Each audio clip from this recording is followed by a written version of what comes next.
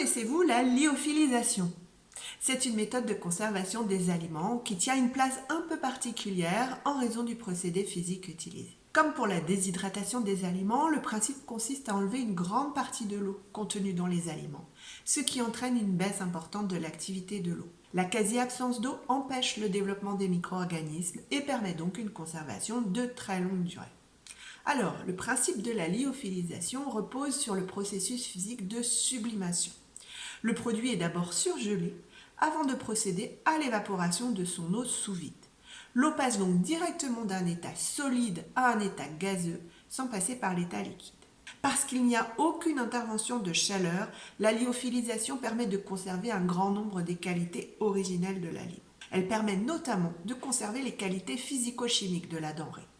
Les éléments thermosensibles, comme certaines vitamines, sont beaucoup moins altérés que lors d'une déshydratation classique. Les minéraux présents dans l'aliment, ainsi que les protéines, les glucides, les lipides et les fibres, sont très bien préservés. L'activité enzymatique est, elle, limitée. Cela dit, les durées de conservation longues vont induire une oxydation des éléments sensibles à l'oxygène, sauf à conserver les produits lyophilisés sous vide. Elle permet également de plutôt bien conserver les qualités organoleptiques originelles de l'aliment. Les arômes sont présents, malgré la perte de certains arômes volatiles. Les couleurs sont un peu plus foncées que dans la dorée d'originelle, mais reconnaissables. Et les formes des aliments sont plutôt conservées.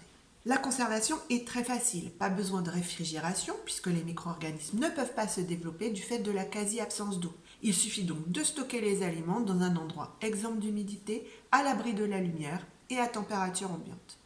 Les durées de conservation sont longues, de 1 an à plusieurs années en fonction des aliments, et les dates de péremption sont des dates de durabilité minimale. Du fait de la suppression d'une grande partie de l'eau de constitution, le poids des aliments lyophilisés est très réduit, ce qui est très pratique lorsque l'on doit transporter ces aliments, par exemple en randonnée ou encore pour les rations des militaires en opération. La réhydratation des aliments est rapide, que ce soit avec de l'eau chaude ou de l'eau froide. Il faut cependant noter qu'on ne retrouve pas tout à fait la texture d'origine pour les aliments solides. Par contre, pour les aliments liquides, comme le café ou le lait, la reconstitution est immédiate. On peut également consommer certains aliments lyophilisés sans les réhydrater, comme les fruits par exemple. La lyophilisation a néanmoins quelques inconvénients. C'est une technique coûteuse qui nécessite un matériel spécialisé. Les aliments lyophilisés sont donc beaucoup plus chers que les aliments déshydratés.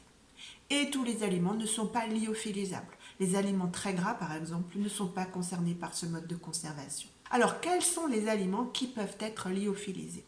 On a déjà parlé du café instantané et du lait en poudre, qui sont vraiment des classiques de la lyophilisation. On lyophilise aussi les végétaux qui sont à l'origine très riches en eau et donc particulièrement adaptés à ce mode de conservation. Dans les fruits, on peut citer les fraises, les framboises, les mangues, les pommes. Dans les légumes, les carottes, les petits pois et les champignons, qui sont un classique de la lyophilisation.